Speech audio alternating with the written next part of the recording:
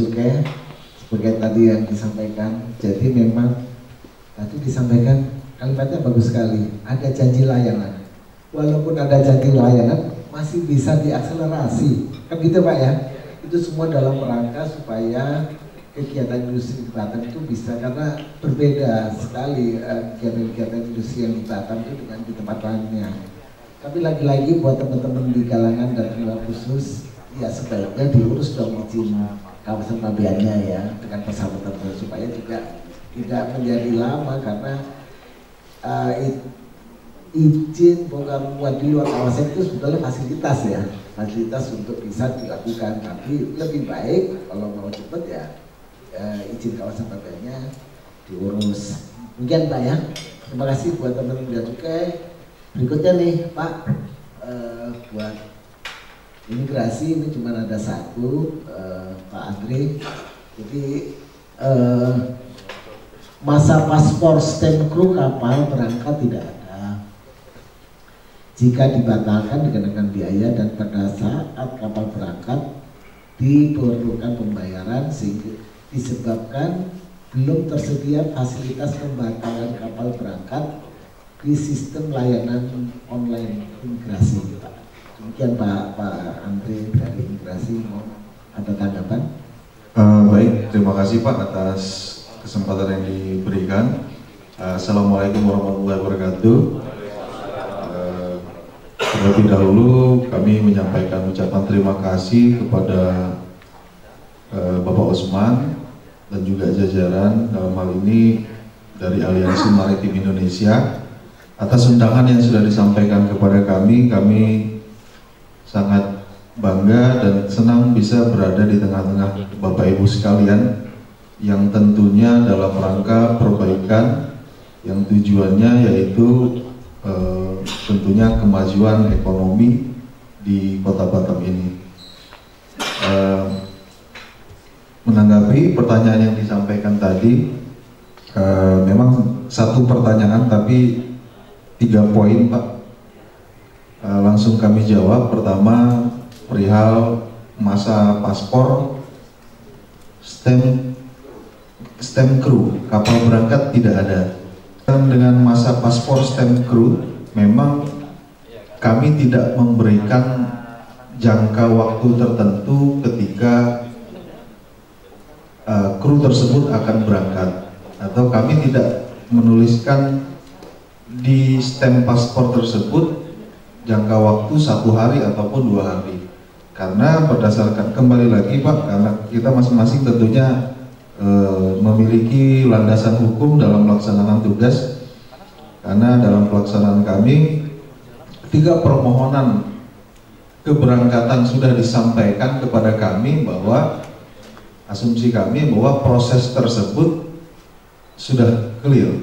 Artinya alat angkut ini dan ya, kru ini sudah siap untuk berangkat kemanapun tujuannya. Namun fakta di lapangan, memang kadang-kadang kami jumpai juga sudah mengajukan permohonan keberangkatan namun gagal berangkat.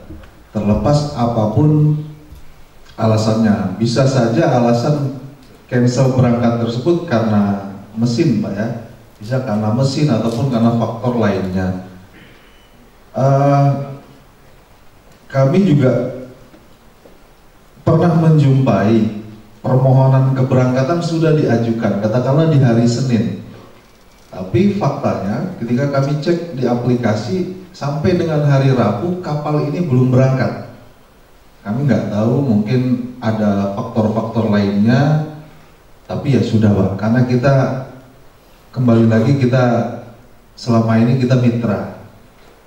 Nah, sepanjang tidak berbenturan dengan aturan lain, ya kami akan abaikan. Meskipun di lapangan kami menjumpai proses clearance out imigrasi sudah selesai, tapi kapal itu masih di sini.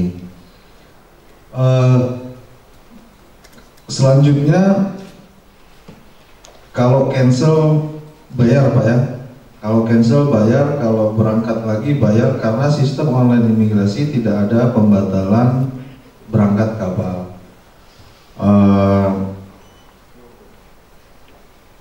Bahwa sistem online menu pembatalan berangkat kapal, dan juga terhadap kru kapal yang sudah terlanjur kami stem bisa kami batalkan dengan jangka waktu maksimal 1 kali 24 jam.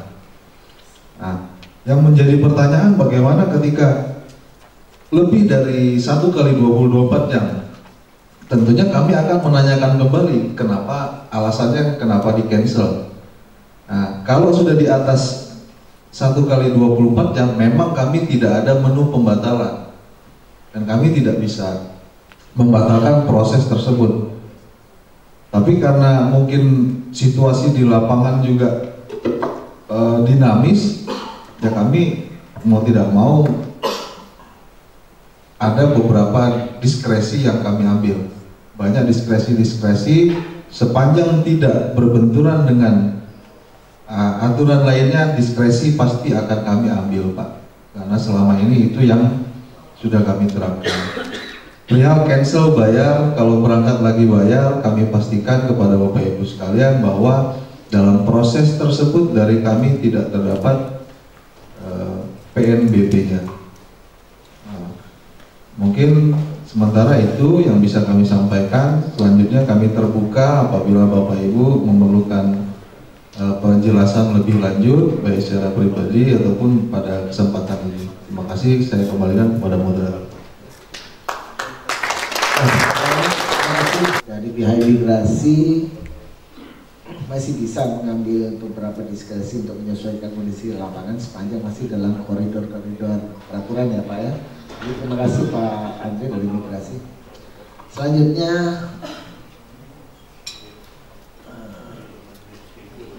karantina Ibu Dr. Julianti, ini cuma satu aja kok. Jadi cuma satu ya, ini masalah yang masih selalu kita omongin ya. Para petugas karantina masih menerapkan prosedur kedatangan kapal dengan prokes COVID-19. Sementara sekarang ini kan kita ini katanya sih udah di level 1 ya, tapi mohon bisa ada penjelasan dari dokter silakan. Baik, terima kasih Pak Heri. Assalamualaikum warahmatullahi wabarakatuh. Saya hormatin Ketua Aliansi Marin Indonesia ini Pak Usman dan jajarannya serta para stakeholder lainnya. Menanggapi pertanyaan mengapa para petugas karantina masih menerapkan prosedur COVID pada pelayanan kapal. Seperti kita ketahui Pak, status dunia, kalau saya bilang status dunia ini masih pandemi. Jadi kita sesuai dengan aturan yang berlaku tetap melakukan pelayanan berdasarkan penanganan COVID. Walaupun kenyataannya sudah level 1 di Indonesia ya. Kami akan melakukan pelayanan kembali seperti semula kalau status pandemi ini oleh WHO dinyatakan dicabut dan kita dinyatakan endemi. Itu sudah aman ya. Sampai sekarang kan kita masih tetap dihimbau kan melakukan prokes, protokol kesehatan, cuman karena masyarakat kita, maaf ya bapak-bapak ibu sekalian sekarang ada di sini karena kita merasa sudah level 1, kita merasa tidak perlu memakai masker lagi. Padahal di TV, di media massa lainnya tetap masih dihimbau kan, tetap masih memakai masker, jaga jarak, lakukan vaksinasi ya. Itu yang saya lihat sekarang kenyataannya. Kenapa kasus kita menurun? Kalau menurut pengamatan saya ya, kasus kita menurun karena apa? Sekarang tidak ada lagi peraturan untuk melaksanakan pemeriksaan antigen maupun PCR. Dan boleh dibilang orang itu sekarang betul biasa gejalanya ringan ya. Jadi nggak terdeteksi. Berapa sebenarnya kasus positifnya? Yang terdeteksi sekarang itu justru orang-orang yang berobat ke rumah sakit. Makanya kasusnya dibilang melandai. Sampai kemarin itu untuk jumlah kasus di Indonesia hanya 800-an, ya wajar karena memang tidak tracingnya lagi. Sekarang kan pemerintah kita menekankan, ayo vaksinasi, kejar. Yang 18 tahun ke atas sudah harus booster. Yang 6 sampai 18 tahun itu 2 kali vaksinasi. Jadi saat perjalanan sekarang pun hanya cukup dengan melihat status vaksinasinya. Tidak perlu lagi kalau tahun kemarin dalam situasi seperti ini wajib antigen atau PCR, ya Pak ya. Jadi sampai status pandemi kita masih melakukan pelayanan itu sesuai dengan standar penanganan COVID. Untuk apa? Yang kami tekankan sekarang ini adalah memastikan status vaksin para kru, terutama yang WNI. Karena di surat edaran baik dari Satgas maupun dari Kementerian Perhubungan sendiri, untuk warga negara Indonesia, kru yang sign on, sign off itu sudah wajib booster, sudah wajib vaksin yang ketiga. Jadi kita memastikan untuk membantu pemerintah sih Pak, cakupan vaksinasi kita sudah banyak, sudah tinggi. Jadi kita membantu pemerintah, terutama untuk kru kapal yang warga negara Indonesia, jangan sampai di tahun 2022 penghujung ini masih ada yang belum booster. Kenyataannya di lapangan masih ada Pak, kru-kru yang belum booster. Ya, kalau untuk sign off kru Indonesia, ya Pak ya, yang baru vaksin 2, kita tidak mengizinkan dia sign off dan memastikan ketika dia turun dari kapal, dia wajib mencari vaksinasi boosternya. Kenapa? Karena nanti kalau dia mau sign on lagi, bergabung lagi, join di atas kapal, dia wajib sudah harus booster. Kita juga nggak kaku ya. Ada kru mau sign on, tapi dia belum booster. Kita lihat dulu riwayat vaksinasi pertama dan kedua dia kapan. Kalau vaksinasi keduanya baru sebulan kemarin, kita izinkan dengan catatan dia buat perjanjian. Jika sudah tiba masa vaksin boosternya, dia harus melakukan vaksinasi booster. Mungkin demikian saja Pak dari karantina. Apapun yang kami lakukan untuk menjaga negara kita agar segera tuntas ini masalah COVID. Kita tidak mau seperti ini sampai ada yang bikin kucingan dan kami udah beberapa agen yang dipanggil itu saking bikin kucingannya, terutama untuk sign on sign off kru sampai menurunkan di tengah dengan imigrasi ya Pak ya karena ilegal turunnya.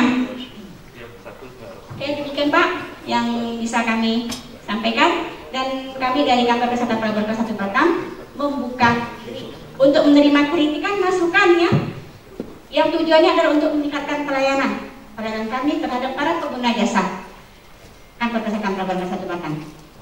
Demikian, wabillahi taufiq wal hidayah. Wassalamualaikum warahmatullahi wabarakatuh. Saya kembalikan ke moderator. Alhamdulillah kena omel kita semua sama Dr. Julianti. Tapi memang kita nggak boleh lengah karena kapal ini kan udah kuatnya, kita nggak tahu apa yang terjadi. Kita merasa nyaman-nyaman aja, aman-aman saja, ternyata masih berbahaya ya. Bu, terima kasih omelannya, tapi ini akan membuat kita harus tetap waspada. Jadi gitu ya teman-teman semua. Jadi bukan dalam rangka apa-apa, tapi menjaga kita semua untuk kesehatan. Terima kasih Bu Dokter. Selanjutnya BUP BB Batam nih Pak Ferry ya. Tiga dulu lah ya. Saya bacakan aja, nanti mohon tanggapan. Yang pertama, pengajuan pendaftaran kapal baru atau master kapal baru masih manual. Jadi sangat lama untuk bisa diakses ke dalam sistem BESIN. BESIN itu sistem yang ada di BUP BB Batam. Yang kedua, kapal-kapal yang lama yang masih menunggak pembayaran jasa pelabuhannya oleh agen yang lama, dan agen itu sendiri yang lama itu sudah pilot, sudah tutup, itu menjadi beban kesulitan penyelesaiannya yang baru untuk kapal yang sama, karena si kapal agen yang lama meninggalkan utang ya. Nah, jadi gimana itu untuk agen penggantinya yang ketiga, proses verifikasi hold dana dan penerbitan faktur lunas sangat lama dan melibatkan verifikasi 4 petugas. Agar dilakukan simplifikasi kembali menjadi 2 petugas, karena pada saat ini proses penyelesaian hold dana dan penerbitan faktur rata-rata memakan waktu 2 hari. Ya, silakan Pak Heri mau tanggapan. Terima kasih Pak Heri. Assalamualaikum warahmatullahi wabarakatuh. Ini event yang cukup bagus nih Pak Osman ya. Kita saling cari feedback nih permasalahan pelayanan ya pada para pengguna jasa. Kami juga menyadari ini dari BUP nih Pak Osman dan Bapak-Bapak sekalian bahwa banyak hal memang masih harus kita perbaiki ya di sistem pelayanan kita. Ini terbukti nih dari jumlah pertanyaannya aja udah langsung 13 ya. Yang lainnya cuma 1, kita kebagian 13 nih Mas.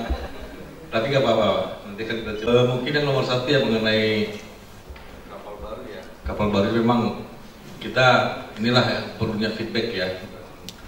Depan ya. Kita sudah meminta bagian IT kita untuk membuatkan sistemnya ya. Mudah-mudahan ini per 1 Januari ini sudah by system nih Pak. Jadi nggak harus lama-lama lagi seperti sekarang ini Pak. Oke, yang kedua itu kapal yang menunggak. Nah ini memang dilematis nih Pak Osman ya. Kalau menurut hemat kami sih memang kalau ada transport ini ya, agen ya, sebaiknya memang ini memastikan bahwa tidak ada masalah. Kalaupun ada masalah, yaitu di take over oleh agen baru ya. Karena ini kan jangan kita menyelesaikan suatu masalah tapi itu menimbulkan masalah yang lain. Artinya ini kan outstanding ini nanti akan menjadi beban kita nanti pada saat pemeriksaan ya. Nah, artinya kami sih berharap seperti itu ya Pak Osman dan Bapak Ibu sekalian, bahwa take over keagenan ya seharusnya sih sudah men-take over semuanya sampai kewajibannya. Jadi kita tidak menjadi menambah masalah gitu loh ya. Mudah-mudahan kita punya pemahaman yang sama. Karena kita di tahun depannya juga nanti di audit ya outstanding juga Pak, susah ini juga ya. Mohon pengertiannya Pak ya untuk hal ini Pak. Kemudian poin ketiga, nah poin ketiga ini memang kita cost to cost ini kan sudah ada perka baru ya, perka baru yang mereduksi proses ya. Dan ini kita sudah sosialisasikan awal Desember ya di Planet ya. Nah ini memang GOM ini akan kita sampaikan melalui surat edaran ya, surat edaran, karena kita juga perlu penyesuaian dalam sistem ya, penyesuaian dalam sistem. Ini juga kita rencanakan sih minggu ini surat edaran sudah kita luncurkan, kita distribusikan, pelaksanaannya itu per 1 Januari juga ya, per 1 Januari juga. Jadi mudah-mudahan dengan perka yang baru ini ya, proses perdana ini sudah bisa lebih simpel, lebih cepat Pak, gitu Pak. Oke Pak Eri, langsung saja nih saya bacakan poin 4 atau silakan Pak Eri. Oke, terima kasih. Jadi 3 pertanyaan pertama sudah dijawab dengan baik. Ini ada 3 lagi ya Pak, supaya kita agak fokus ya. 3 lagi saya akan bacakan. Yang pertama, rencana penagihan sewa perairan per 5 tahun kepada terminal khusus atau kalangan kapal dirasakan sangat memberatkan. Seyogyanya penagihan mengacu kepada PP 15 2016 dengan tagihan per tahun, ya, yang pertama. Kemudian yang kedua, yang kelima ya, untuk pengenaan luas sewa perairan agar menggunakan hasil survei yang sudah dilakukan oleh petugas dari KSOP khusus Batam, kecuali ada perubahan pengelola TPS. Ini mungkin maksudnya supaya tidak mengulangi survei dengan objek yang sama ya, yang sudah dilakukan sebelumnya oleh rekan-rekan kita dari KSOP khusus Batam untuk luas perairannya. Yang ketiga, fasilitas lapangan penumpukan dan peralatan di TPS Batu Ampar belum siap menampung kontainer, sehingga timbul biaya tinggi di pelabuhan Batu Ampar karena pemilik barang harus mencari alternatif TPS kontainer di luar terminal Batu Ampar. Jadi sementara ini 3 pertanyaan berikutnya Pak Ferry mau menanggapi. Oke, makasih Pak Eri. Ini mengenai sewa perairan. Sewa perairan ini juga poin 4 sewa perairan ya Pak ya? Ya sama poin 5 ya, sama ya. Ini juga sudah kita sosialisasikan juga ya di awal Desember juga, bahwa memang dari ketentuan di perka kita ya Pak, perka tarif ya, ketentuan di perka tarif itu memang mengatur bahwa pembayaran biaya sewa itu harus di depan dan sekaligus selama jangka waktu ya. Nah ini memang sudah kami laporkan ke pimpinan ya, dan memang ada ya, apa namanya, mungkin perlu diperbaiki lah ya. Karena di ketentuan lain itu kan bisa kontrak 5 tahun tapi membayarnya setahun gitu ya.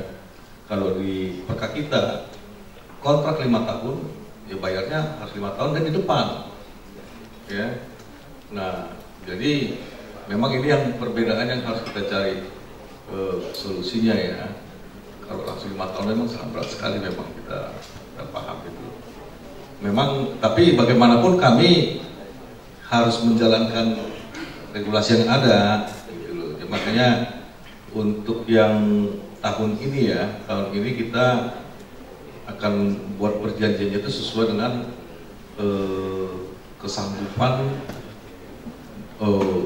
berapa tahun bayarnya. Misalnya kalau sampai tahun 2022 itu berarti 2021-2022 harus bayar 2 tahun ya. Kalau sanggupnya cuma 2 tahun, kita perjanjiannya kita masukkan 2 tahun dulu, biar kita juga nggak salah nih Pak ya. Nah kemudian tahun depan akan kita perbaharui ya. Nah memang untuk sampai tahun 2022 ini ya, kita memang tidak akan melakukan survei dulu, langsung nanti di perjanjiannya itu langsung mengadop yang dari KSOP ya, untuk mempercepat ini. Tapi kalau untuk nanti perpanjang 2003 bagaimanapun kami nanti akan coba akan melakukan survei ya. Kami akan lihat urgensinya lah. Artinya kalau dia itu memang tidak ada case perluasan ya, mungkin kita langsung adop aja yang lama gitu. Tapi kalau ada perluasan atau perpindahan tanah apa segala macam itu nanti mungkin akan baru kita lakukan survei. Nah, jadi ini mudah-mudahan ini di tahun depan ketentuan mengenai pembayaran ini bisa direvisi ya, pembayaran sewa, artinya kontrak 5 tahun bisa bayar tahunannya setahun ya. Mudah-mudahan Pak di tahun depan, dan ini sudah sampai ke pimpinan ini ya, wacana untuk merevisi pasal mengenai pembayaran ini ya. Jadi mohon bantuannya nih Pak. Sini ada Bu Tia ya, yang dari perairan ya.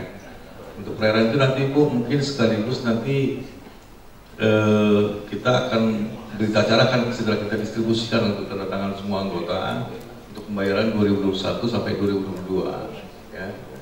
Pembayarannya mungkin di 2023 bisa lah, tapi berita acara berita acara pemeriksaan lah untuk perjanjian ya. Kita sudah distribusikan di tahun ini. Mohon bantuannya ke anggota semua nanti tolong Bu. Dan ada beberapa juga nih anggota yang masih belum melengkapi nih Bu, belum melengkapi dokumennya dan akan kita suratin nih. Ya, mohon bantuannya. Kemudian mengenai TPS, ya mengenai SIWA ya. Bapak Ibu sekalian memang ya kita sama-sama sadari nih ya bahwa SIWA kita tuh di Batu Ampel itu memang masih terbatas ya. Tapi syukurlah ini ada 1,8 hektar itu sudah selesai dan kami pada saat ini sedang mencoba untuk mengalokasikan secara bertahap dalam rangka pembenahan. Jadi kalau Bapak Ibu lihat tuh mungkin untuk PBM yang membutuhkan space ya atau memang lokasinya itu sangat tidak memungkinkan atau ekstrim lah ya, banjir apa segala macam, itu kita utamakan itu untuk kita tempatkan di 1,8 ini. Misalnya Persero sama ini kita tempatkan. Jadi bukan karena ada pilihan pilih-pilih nih Pak ya, tapi kita lihat urgensi lah, prioritas. Kalau tahun depan sih rencananya ada 4 hektar lagi. Kalau itu udah selesai mah mungkin udah bisa terakomodir kebutuhan dari semua PBM.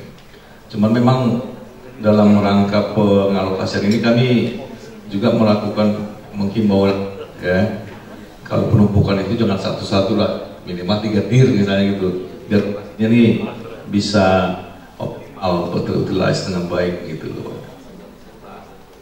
Kemudian mengenai peralatan memang kalau menurut hemat kami sih ini PBM ya, ranahnya PBM, makanya kita ini masih multi operate ya. Kita memang ada rencana untuk pengadaan CC ya, benar keren, tapi itu pun rencananya sih akan onsite Februari 2023 ya, Februari 2023, tapi ini pun masih akan ada persiapan untuk pengoperasiannya seperti apa dan yang mengoperasikannya siapa ya. Jadi harapan kami sih yang untuk BBM nih, kalau peralatan menurut hemat kami sih ini memang ini yang harus dipersiapkan oleh BBM-nya ya, karena memang kita sama-sama tahu nih bahwa kita itu memang peralatannya tidak sampai saat ini ya masih belum tersedia.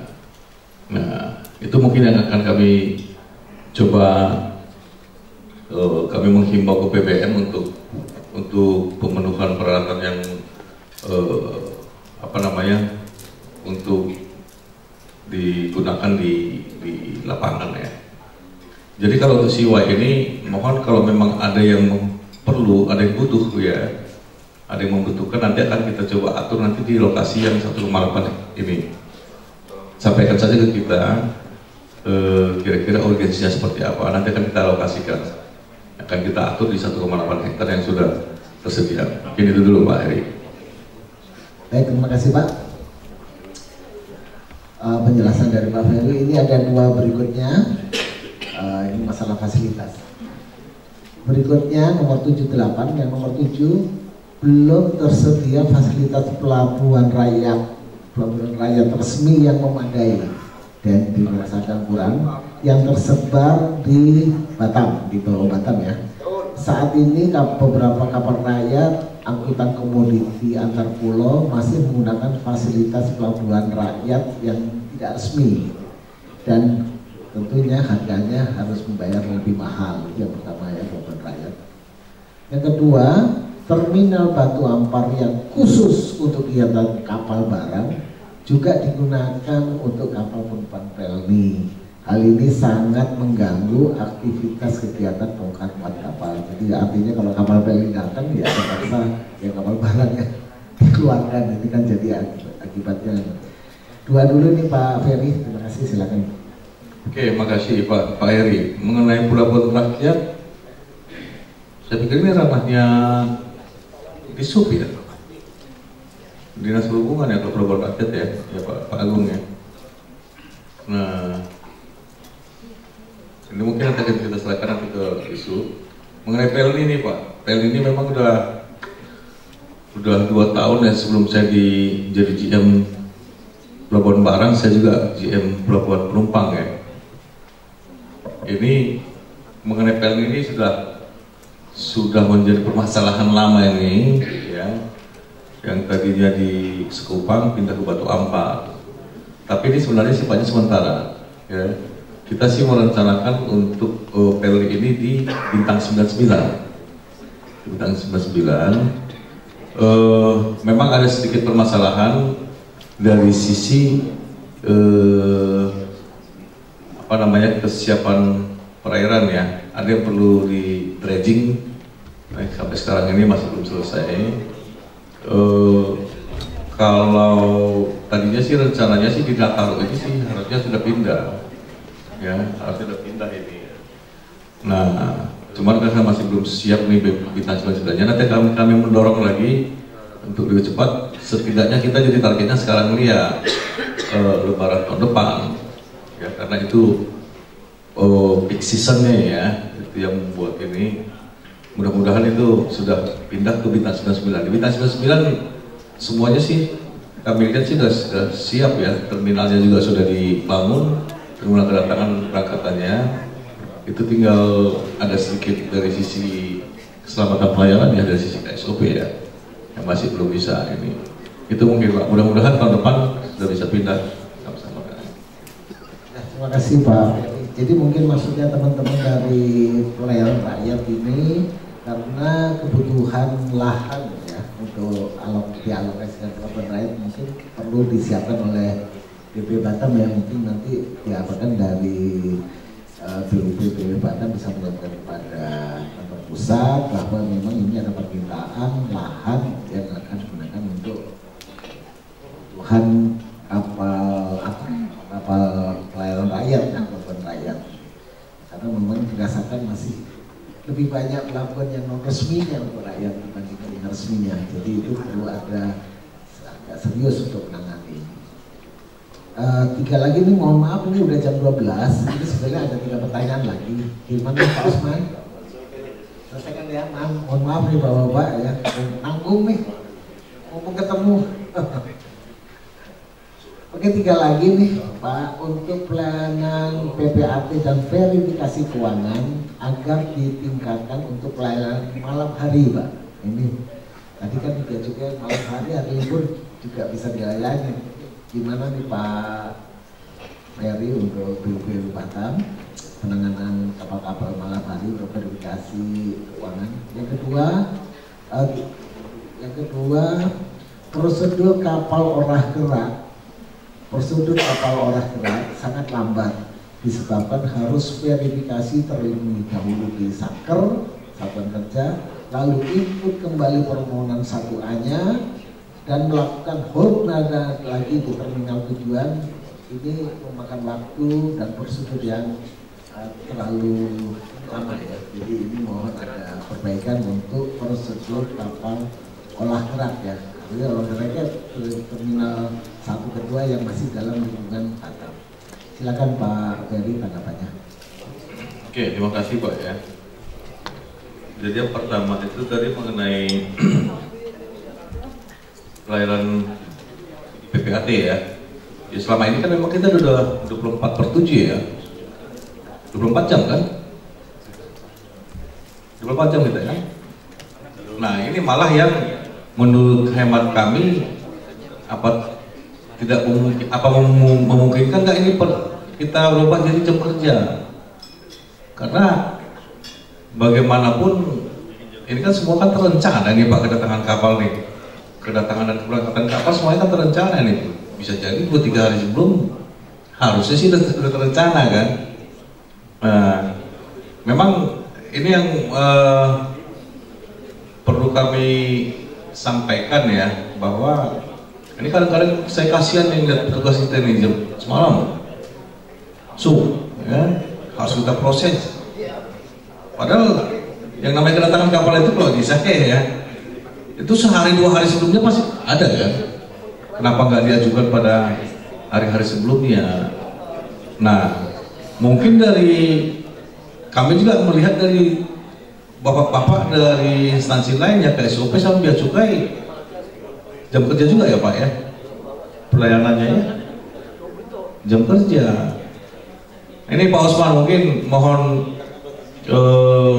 bisa ya kita diskusikan lah ya, gimana caranya biar ya sesuai jam kerja lah ya. Nah, mudah-mudahan ya kita bisa semakin efektif nanti memanfaatkan waktunya kalau gitu jam kerja. Nah, kemudian yang berikutnya adalah mengenai proses verifikasi ini Pak Ayari ya, Bapak Ibu sekalian, dengan revisi perka ini udah lebih sederhana lah, sudah semuanya lebih sistem nih ya. Mudah-mudahan per tanggal 1 Januari apa yang menjadi keluhan Bapak Ibu sudah bisa teratasi lah, sudah terjawab Pak. Mungkin itu ya Pak Ayari ya.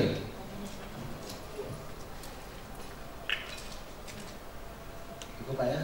Oke, kita beri tepuk tangan untuk Pak Ferry dari sebuah saya. Jadi intinya kita perlu agak sabar sedikit karena sistemnya DESIM sedang di-upgrading ya Pak ya. Dalam waktu akan diluncurkan, itu akan menjadi jalan keluar dari permasalahan-permasalahan kesulitan pengurusan ya. Walaupun sudah by sistem, tapi itu kan tetap bukan ada.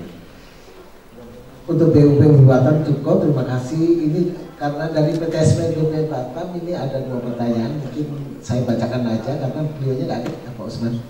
Wah, ini ada 2 titik pertanyaan. Yang pertama, proses penyelesaian endorse izin usaha untuk Siupal, Siup KK, dan Perla memakan waktu sangat lama karena ini memang sudah dilimpahkan perizinan itu kepada BP Batam ya. Itu PTSP Batam. Kemudian yang kedua, dengan terbitnya PP 41 2021 tentang penyelenggaraan kawasan perdagangan bebas dan pelabuhan bebas, bahwa dengan dilimpahkannya kewenangan perizinan kepada BP Batam untuk izin usaha bongkar muat atau SIUP BPBN, seyogyanya izin yang diajukan kepada pemerintah provinsi atau gubernur yang mengacu kepada Peraturan Menteri Perhubungan 152/2016 tentang hal yang sama juga tidak diperlukan lagi. Itu Pak. Jadi itu titik pertanyaan Pak Ferry untuk kepada PTSP, karena teman-teman yang akan bikin SIUP untuk bongkar muat, apakah perlu ke gubernur, karena kalau ini kan PP 41 menyatakan semua cukup diselesaikan di PTSP Batam. Itu semua Bapak-bapak dan Ibu sekalian, seluruh rangkaian acara pertanyaan-pertanyaan yang sudah dijawab dengan jelas sekali dengan dari teman-teman SOP, kemudian Bea Cukai, imigrasi, kantor kesehatan pelabuhan, dan BUK Batam. Kita berikan aplaus.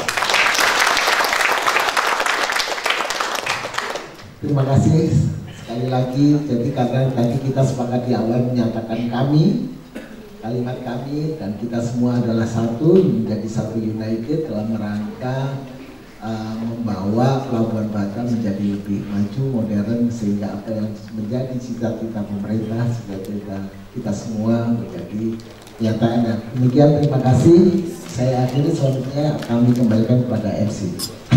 Baik, terima kasih Pak Heri Kapianto dari Nekbekhan Dutch Park Management. Thank you so much. Dan di floor kayaknya ada yang nanya-nanya gitu. Kita agak kasih kecepatan 1 boleh ya Pak ya? Oke, baik. Ya, ada yang muncul-muncul nih Pak. 1 ya, boleh ya Pak ya? Oke, 1 saja perwakilan karena don't be a passive member if you join with our course today. Baik, 1 saja, ada mic yang di belakang. Simple saja ya Pak ya? Oke. Ada mic yang tadi? Ya, sebelumnya itu, setelah itu kita nanti foto bersama dan kita launch bareng ya. Baik. dengan Bapak siapa dan ditujukan ke siapa? Silakan Bapak, simple saja. Terima kasih. Selamat siang. Assalamualaikum warahmatullahi wabarakatuh. Waalaikumsalam. Salam sehat, salam sejahtera untuk kita semua. Perkenalkan, nama saya Sarwo Edistiono. Saat ini mewakili dari Batam Shipyard and Offshore Association. Terima kasih moderator. Dari tadi sebenarnya teman-teman tuh bertanya, ini ada session tanya jawab nggak sih? Karena apa yang disampaikan itu masih merupakan jawaban klise lah. Nah, ini saya tujukan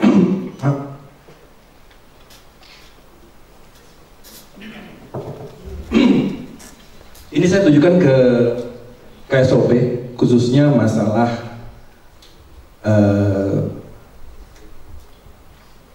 peletakan lunas dan peluncuran.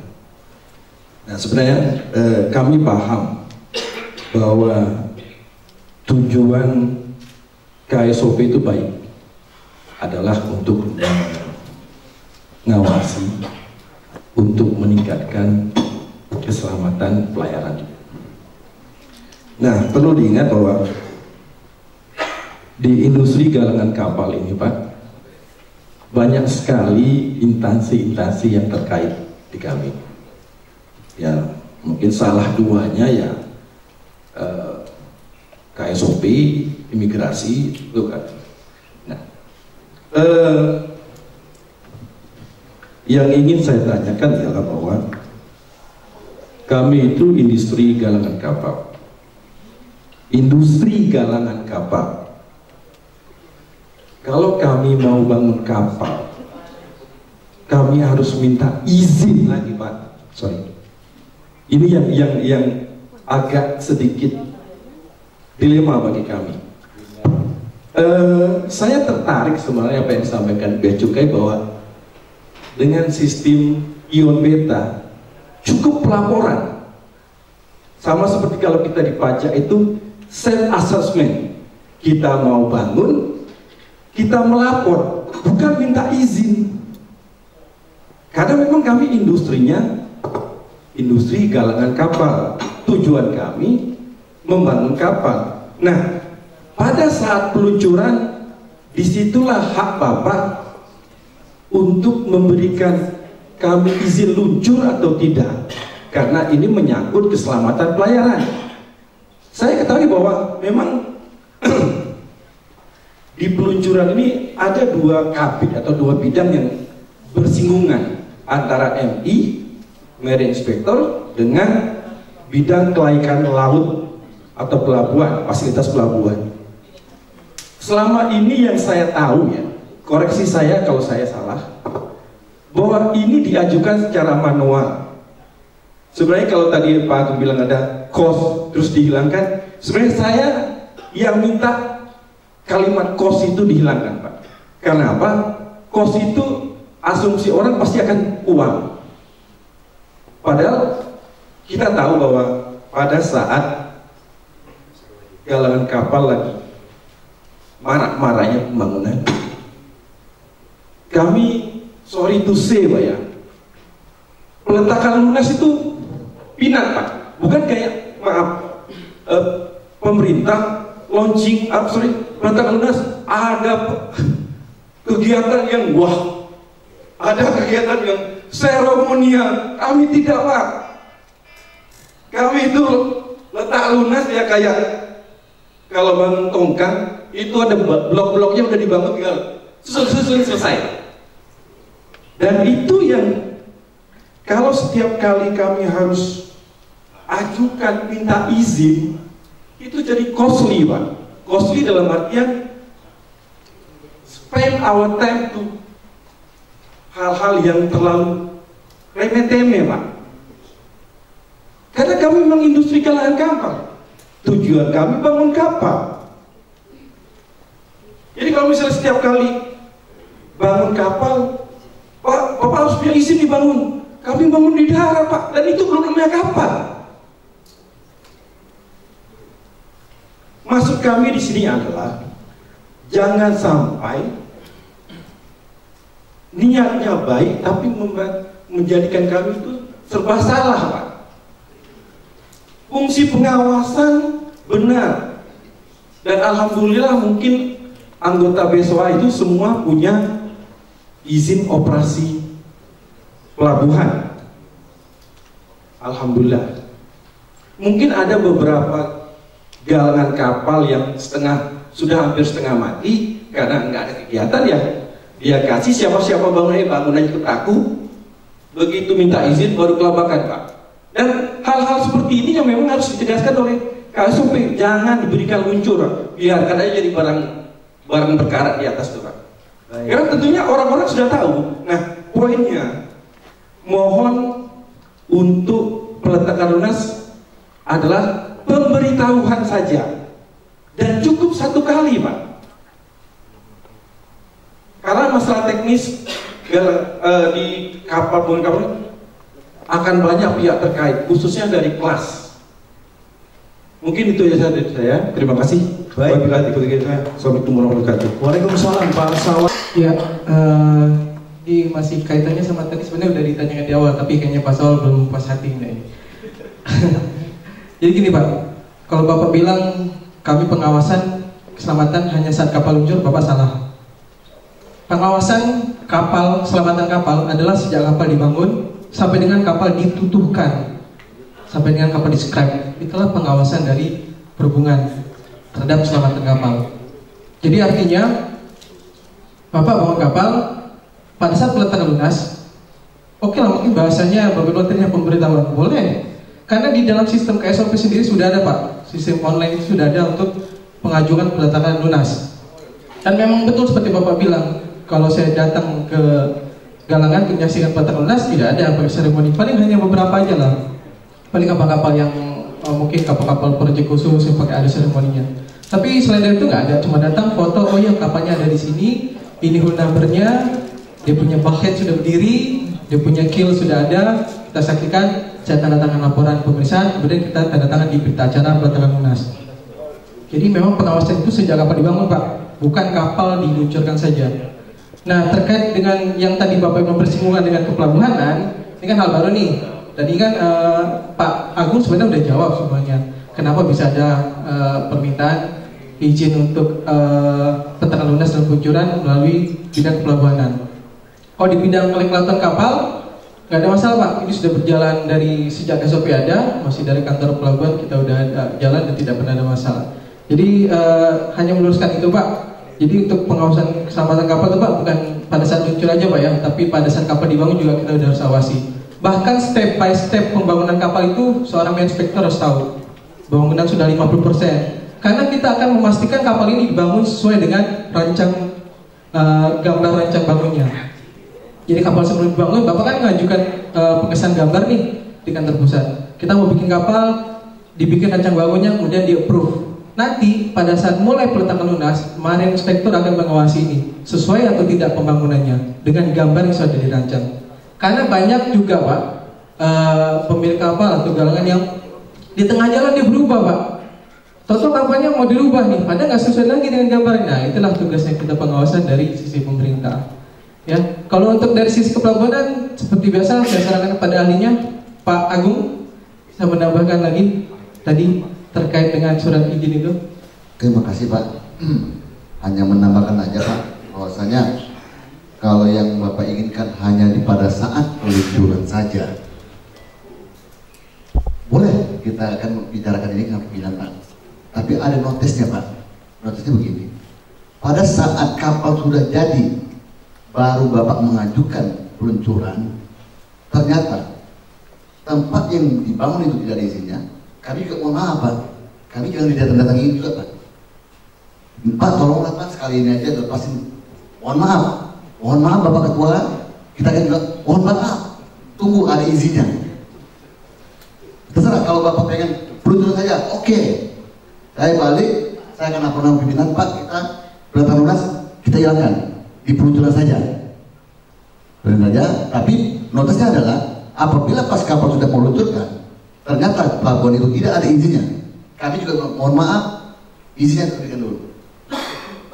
itu. Terima kasih pimpinan. Terima kasih. Terima kasih Pak Agung.